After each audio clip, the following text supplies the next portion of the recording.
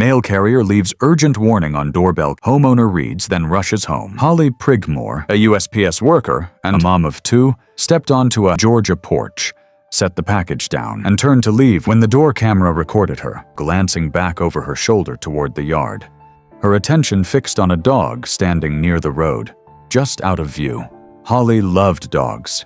Even though not all of them liked her at first, most eventually warmed up. Nobody was home, so she didn't knock. The lens captured her pulling out her phone and typing quickly. When she finished, she lifted the screen toward the camera, holding it there to make sure it could be seen clearly. She lowered her phone, took one more look toward the yard, and walked away.